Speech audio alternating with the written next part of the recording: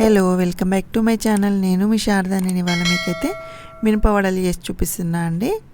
చాలా బాగుంటాయి. టమాటా చట్నీ కానీ, పల్లి చట్నీ కానీ, అల్లం చట్నీతో సర్వ్ చేసుకుంటే చాలా బాగుంటాయి.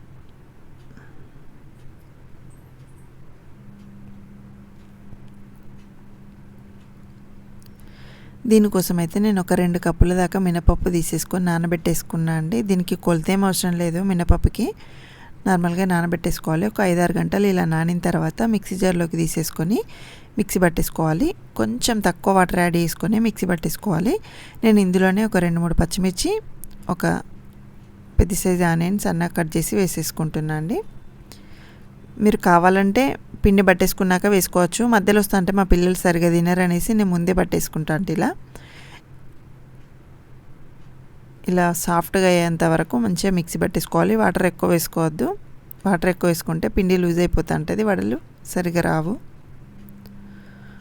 సో ఇలానే మిగిలిన పిండి కూడా మొత్తం పట్టేసుకోవాలి. నేనైతే ఇది టైంని బట్టి నేను చేసుకుంటా అండి. ఇదైతే నేను నైట్ మిక్సీ పట్టేసుకున్నాను.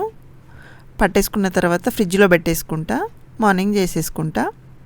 లేదు అనుకుంటే నైట్ పెట్టేసుకొని మార్నింగ్ మిక్సీ పట్టేసుకొని డైరెక్ట్ చేసేసుకుంటా.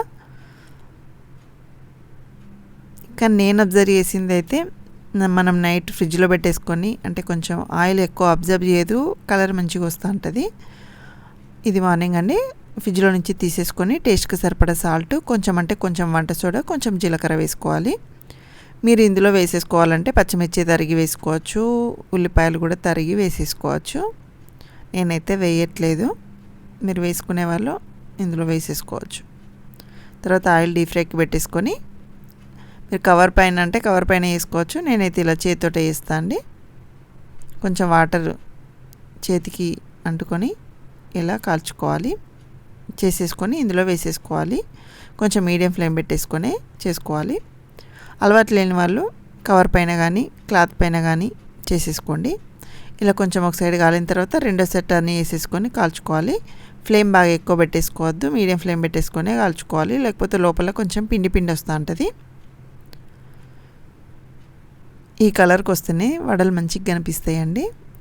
ఇలా కాలిన తర్వాత తీసేసుకోవాలి.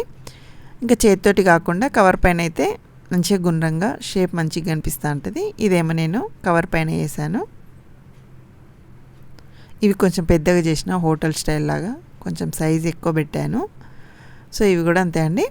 ఇవి కూడా కాల్చేసుకొని నేనైతే ఈరోజు టమాటో పల్లి చట్నీ వేసాను. దాంతోపాటు అల్లం చట్నీ కూడా వేసుకొని ఉండే అండి. వాటితో సర్వ్ చేసుకున్నాను. చాలా బాగున్నాయి. మా పిల్లలకైతే వడలు చాలా ఇష్టము. ఆయిల్ ఏం పీల్చేదండి, చాలా బాగుంటాయి.